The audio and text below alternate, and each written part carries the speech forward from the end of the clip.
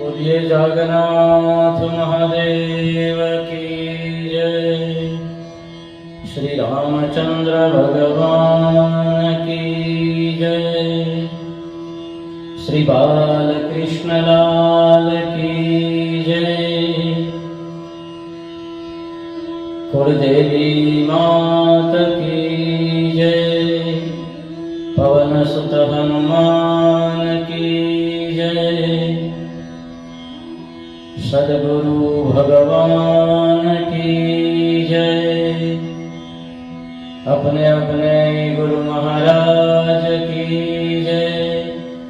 जलाराम बापानी जय। अपने अपने माता पिता की जय। हरि ओम नमः पार्वती पतये हर हर महादेव हर। वाला भक्तजनों, श्रावण मासनो 5મો દિવસ, શ્રાવણ સુદ પાંચમ, જેને આપણે નાગ પાંચમ પણ કહીએ છીએ. આજે નાગ દેવતાનું પૂજન થાય. મંગળવાર. મંગળ એ ભોમવાર પણ કહેવાય છે.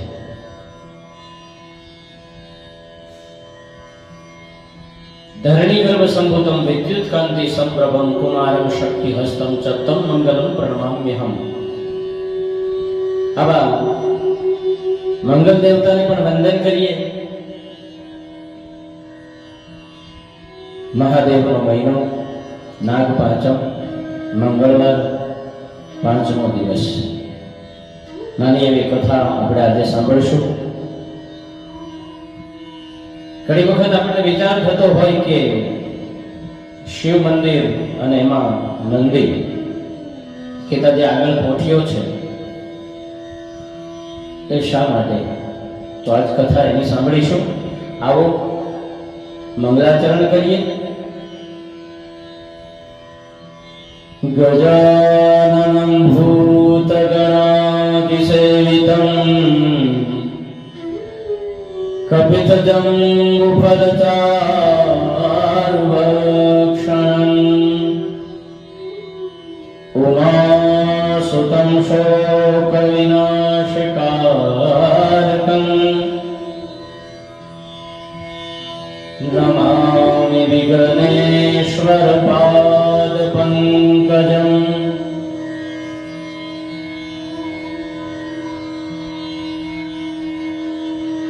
યા દેવી સર્વભૂતેષુ મામાનિ રૂપેણ સંસ્થિતા નમસ્તસ્યૈ નમસ્તસ્યૈ નમસ્તસ્યૈ નમો નમઃ. નમોસ્તુતે વ્યાસ વિશાલરૂપે ફુલ્લારવિંદાયત પત્રનેત્ર યેન ત્વયા ભારત તૈલપૂર્ણે પ્રજ્વાલિતો જ્ઞાનમય પ્રદીપ.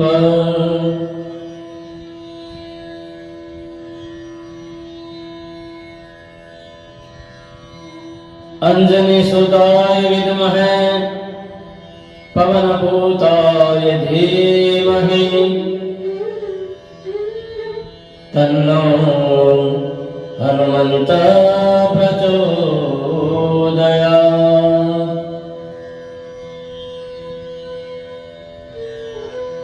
મનોબુદ્ધ્યહંકારં ચિત્તાનિ નાહં ન ચ શ્રોત્રજિહ્વે ન ચ ઘ્રાણનેત્રે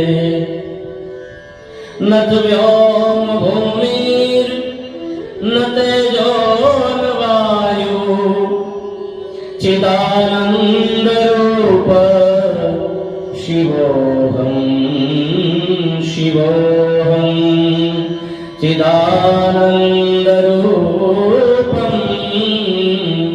शिवोऽहं शिवोऽहम्। ॐ नन्दिदेवाय नमः, रुद्रगणाध्यक्षाय नमः, महाशक्ति संयुक्ताय नमः, शिवसेवकाय नमः। नंदि विना न पूज्य स्याद शिवकल्पकोटिभिः, नन्द्याश्रितं जये भक्त्या शिवतुल्या भवन्ति ते। नंदी महाराज नो श्लोक लिंग पुराण ની અંદર અધ્યાય 130। नंदी विना न पूज्य शाद शिव कल्प कोटि भी, के नंदी विना करोड़ो योगो थी पण शिव ની પૂજા પૂર્ણ માન્ય થતી નથી। નંદી નથી તો જ્યાં નંદી નથી એ શિવનું મંદિર નથી। જે ભક્તો નંદીને શરણે લાગ્યા હોય, જે સૌપ્રથમ આવી અને નંદીને મનાવે છે, એને પર શિવની કૃપા હંમેશા રહે છે। જે ભક્તો નંદીને શરણે આવી અને પગે લાગે છે, તેઓ શિવ સમાન પુણ્યને પામે છે। આ કથા આજે આપણે નંદીની સાંભળવાના છીએ કે શિવ મંદિરની અંદર નંદી શા માટે। નંદીશ્વરાય નમઃ। નંદીની વાર્તા છે આખી લિંગ પુરાણને આધારિત છે। પ્રાચીન કાળમાં એક વિખ્યાત ઋષિ હતા, જેમનું નામ હતું શિલાદ ઋષિ। આવી કથાઓ ભાગ્યે જ આપણને સાંભળવા મળતી હોય છે, એટલે મારો પ્રયાસ એ રહે છે કે સત્ય હકીકત દરેક વ્યક્તિ સુધી પહોંચે। અને હું ઘણી વખત લંડનમાં હતો ત્યારે નાના બાળકને પેરેન્ટ્સ લઈને આવે અથવા તો દાદા કે નાના નાની લઈને આવે અને એ શિવના દર્શન માટે ત્યાં પહોંચે, એટલે શિવની ઓળખાણ બરાબર આપે। પછી કચ્છપ કેતા કાચવાની હરિની ઓળખાણ બરાબર આપે, પણ પોઠિયાની વાત આવે એટલે કે ધીસ ઇઝ એ કાઉ, એ ગાય નથી, એ આખલો છે, નંદી છે, નોટ ફિમેલ, ઇઝ મેલ। તો ખાસ જેને ખબર નથી એની તો ગામડાની અંદર, અહીંયા સૌરાષ્ટ્રમાં, ગુજરાતમાં અને ભારતમાં ખબર છે બધાને કે આને પોઠિયો કહેવાય, પણ વર્ષોથી જે આઉટ કન્ટ્રીમાં રહેતા હોય એને ખબર ન હોય। તો એના માટે થઈને આવા વિષયો લઈને તમારી વચ્ચે આવવાની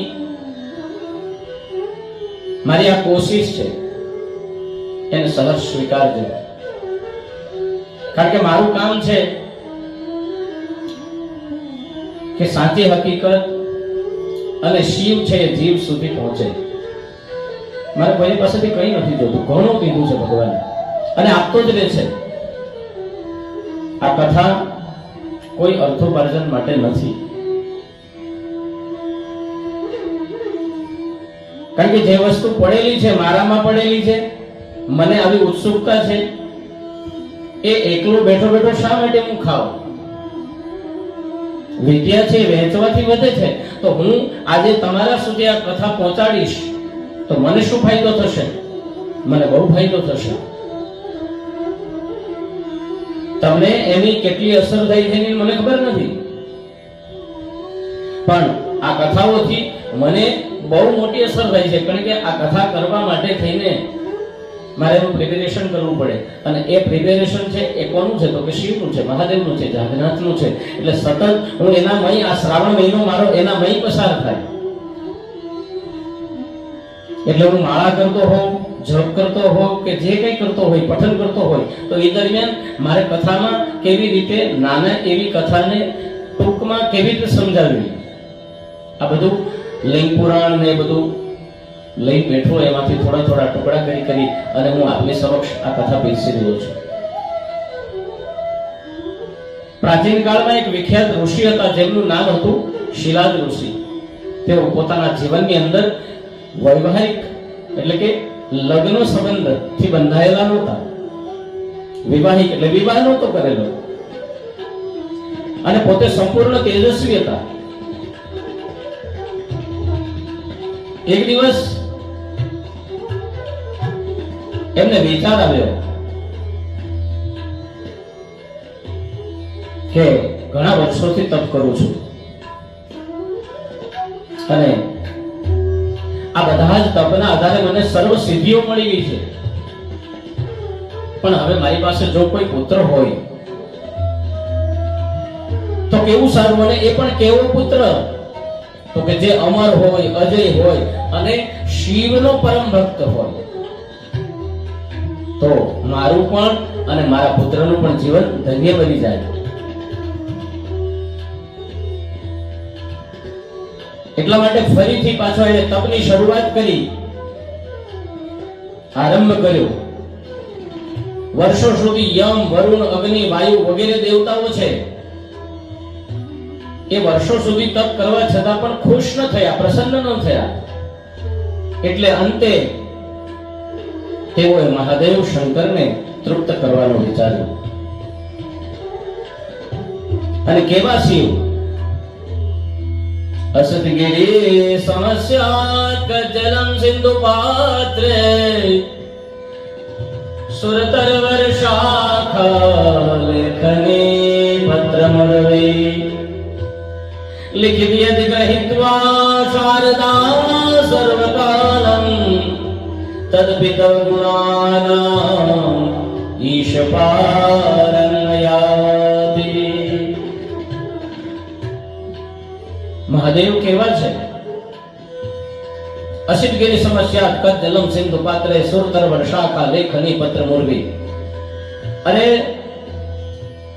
આ ડુંગરાઓનો ચૂરો કરી દરિયાની અંદર, પાણીની અંદર મિલાવવામાં આવે ને એની શાઈ બનાવવામાં આવે. આ સારા જંગલ છે ને કાપી નાખવામાં આવે ને એમાંથી કલમ બનાવવામાં આવે અને માં સરસ્વતી ખુદ જો ગુણ લખવા બેસે અને તો પણ ન લખાય એવા મહાદેવ કેટલા 10,000 વર્ષ તપ કર્યું. 10,000 વર્ષ તપ કરવાથી શિવજી પ્રસન્ન થયા અને પ્રસન્ન થયેલા મહાદેવ શિલાદ ઋષિની સામે ઉભા રહ્યા. શિલાદ ઋષિએ શિવજીને નમન કર્યા, નમસ્કાર કર્યા, પ્રાર્થના કરી. શિલાદ ઋષિએ પ્રાર્થના કરી. દેવોના દેવ મહાદેવ પોતાની સામે ઉભા છે. કેવી પ્રાર્થના કરી? શંભુ શરણે પડી માગો ઘડીએ ઘડીએ આ કષ્ટ કાપો. એ દયા રે કરીને શિવ દર્શન આપો. હે મહાદેવ, મારા તપથી આપ પ્રસન્ન થયા હો તો મને એવો પુત્ર આપો કે જે શરીરમાં પણ દિવ્ય હોય પણ આત્માએ પણ પૂર્ણ ભક્તિયુક્ત હોય, જે જન્મે અને મુક્તિ માટે સ્વયં પ્રેરિત રહે. ભગવાન મંદ મંદ હસતા હસતા સ્મિત કરીને કહે છે કે હે શિલાદ, તું નિર્ભય રહે. તારા તપનો, તારા સમયને હું એળે નહીં જવા દઉં. યોગ્ય ફળ તને જરૂર મળશે.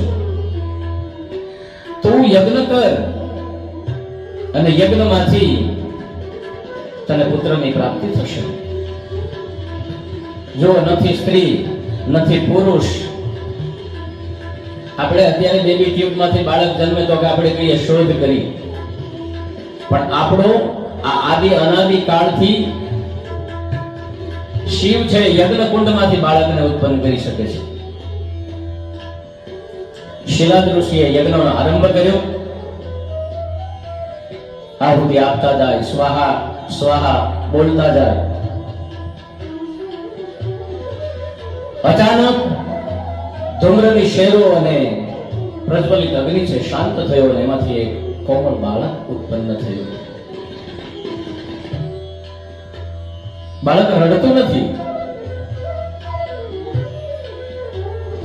કારણ શું કામ? તો કે મહાદેવે કહ્યું કે જે ઉત્પન્ન થનારો પુત્ર છે એ મારા અંશથી ઉપજશે અને તેનું નામ તારે નંદી રાખવાનું છે. એટલે આ યજ્ઞમાંથી જન્મેલા બાળકને આ શિલાદ ઋષિ પોતાના ખોળામાં લે છે. બાળકની આંખોમાં દ્રષ્ટિ કરી પીડાવિહીન ચહેરો. બાળક મિત્ર નાનું હોય તો જન્મે થોડી પીડા થઈ હોય એટલે રડતું હોય. પીડાવિહીન, કોઈ દુઃખ નથી. લલાટ ઉપર ત્રિપુંડ છે. શિલાદ ઋષિ તેને સ્નેહપૂર્વક ઉછેરે છે અને એનું નામ શિવના કહેવાથી નંદી રાખ્યું છે. આ નંદી છે એ પણ કોઈ સામાન્ય થોડો છે, શિવનો અંશ છે. નંદી પણ યુવાનીથી બધા જ દેવતાઓને રાજી રાખવા માટે તપ કરે છે. દેવતાઓએ તેને જોયા એટલે તેમને આશ્ચર્ય થયું અને એમને વિચાર થયો કે શિલાદે લગ્ન નથી કર્યા અને છતાં પુત્ર પ્રાપ્તિ થઈ તો નથી આ સ્ત્રીમાંથી ઉત્પન્ન થયો કે નથી આ પુરુષમાંથી ઉત્પન્ન થયો, આ યજ્ઞમાંથી ઉત્પન્ન થયેલો પુત્ર છે. એટલે બધા હસી ઉડાવવા લાગ્યા. બધા ભેગા થઈ શિલાદ ઋષિને કહે છે કે હવે તમારા પુત્રનું આયુષ્ય ઓછું છે. શિલાદ આ સાંભળીને દુઃખી થયા. પરંતુ એ સમયે નંદીએ શું કહ્યું? જે શિવનો અંશ છે, પિતાશ્રી આપ શોક ન કરો.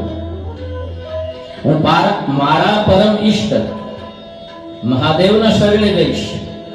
તમને આ લોકો કહે છે ને કે મારું આયુષ્ય ઓછું છે, પણ તમે ચિંતા ન કરો. જેણે મને ઉત્પન્ન કર્યો છે, જેણે મને તમારી પાસે મોકલ્યો છે, હું એમની પાસે જઈશ. નંદીએ તપનો આરંભ કરી દીધો.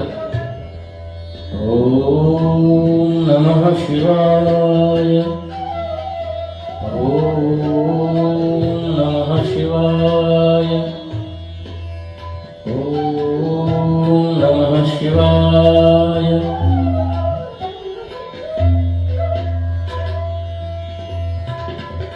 તપ કરતા કરતા શ્રાવણ માસ આવ્યો છે.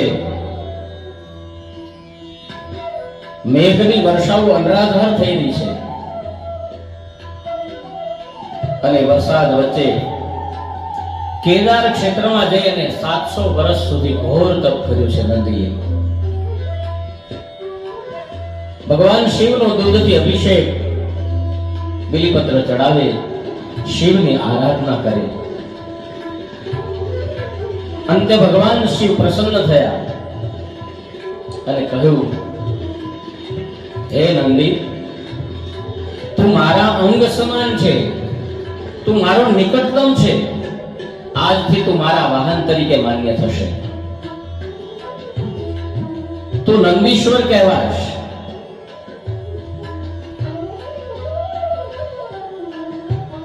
તું ભક્તિનો મોટામાં મોટો દ્વાર બનીશ. આ જગતમાં તારી ભક્તિ જોઈ અને બીજા લોકો તારા જેવી ભક્તિ કરશે.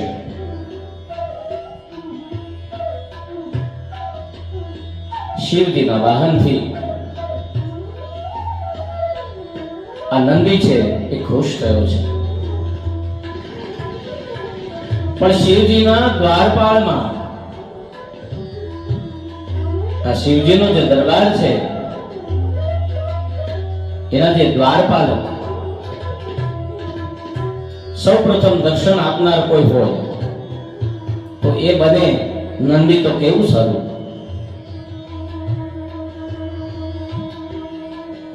એટલે ભગવાને એ પણ એના ઉપર કૃપા કરી કે જા આજથી સૌથી પહેલા તારા દર્શન કરવામાં આવશે. તેથી આપણે આજે જ્યારે મંદિરે જઈએ છીએ ત્યારે પ્રથમ નંદીજી હોય છે અને બધા નંદીજીના કાનમાં કહે છે. શું કહે છે? કે હે નંદી,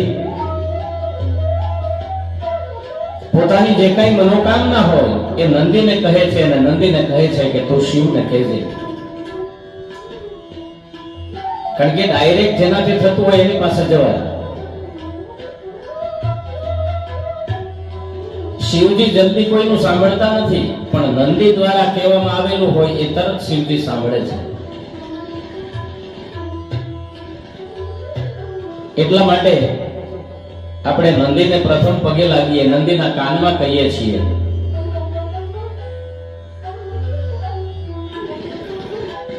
એટલે નંદી છે ભગવાન શિવને જણાવે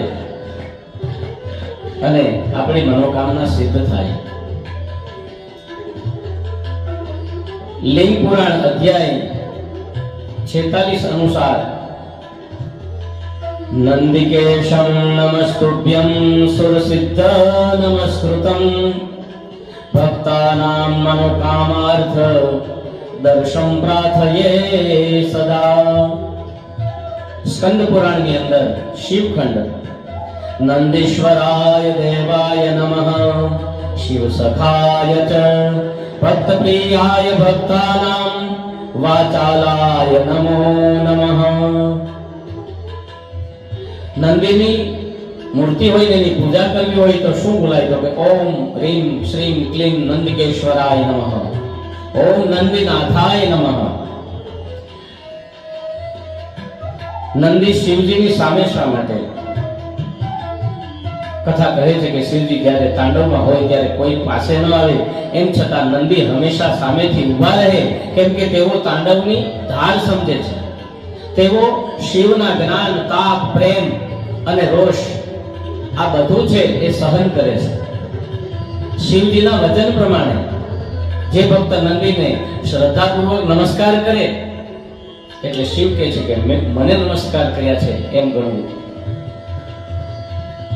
એટલા માટે કાયમના માટે નંદી છે શિવની સામે ઊભા રહે છે. જેનામાં આ બધી જ વસ્તુ સહન કરવાની તાકાત હોય એ શિવની સામે બેસી શકે, શિવની સામે રહી શકે. ભગવાને પોતાના અંશને ઉત્પન્ન કર્યો એટલે કહ્યું કે તું મારી સામે રહેજે, તારી આંખો મારી સામે ને મારી આંખો તારી સામે. નંદીનું જીવન ભક્તિ અને નિષ્ઠાનું ઉચ્ચતમ ઉદાહરણ છે. જેમ નંદી સર્વ કામનાઓ છોડી શિવની શરણમાં રહ્યા છે, એમ હું ને તમે પણ સર્વ કામનાઓને છોડી અને શિવના શરણમાં રહીએ તો શિવ મારા તમારાથી દૂર નથી. જે શબ્દ વગર શિવને બોલાવે એ ભક્ત હૃદયનો દરવાજો એટલે નંદી મહારાજ. અંતે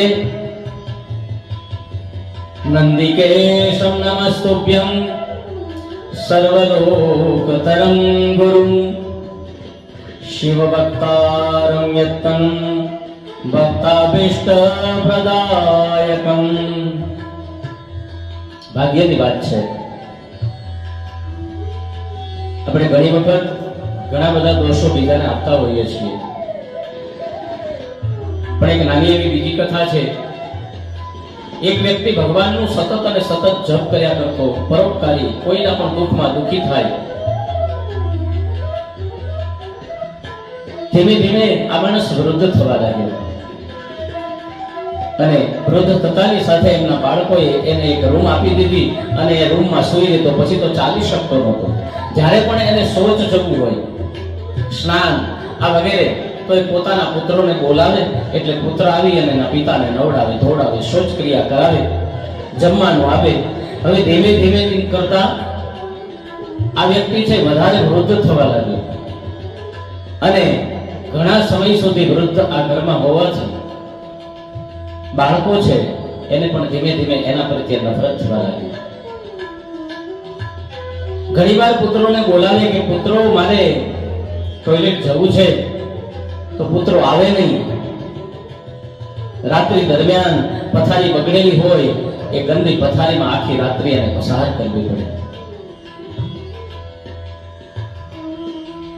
પણ ભગવાનને ભૂલતો નથી. હવે તેની વૃદ્ધાવસ્થાને કારણે તેની દ્રષ્ટિ છે એ નબળી થઈ ગઈ છે, દેખાતું નથી. એક દિવસ તેને સુવા માટે પોતાના પુત્રોને બોલાવ્યા કે બેટા મને પલંગ ક્યાં છે પણ દેખાતો નથી, કોઈક આવીને સુવડાવો. બહુ અવાજ કર્યા પણ કોઈ આવ્યું નહીં. પણ બન્યું કેવું કે એક નાનો એવો છોકરો ત્યાં આવ્યો અને પછી આ વૃદ્ધને પલંગ ઉપર સુવડાવ્યા છે.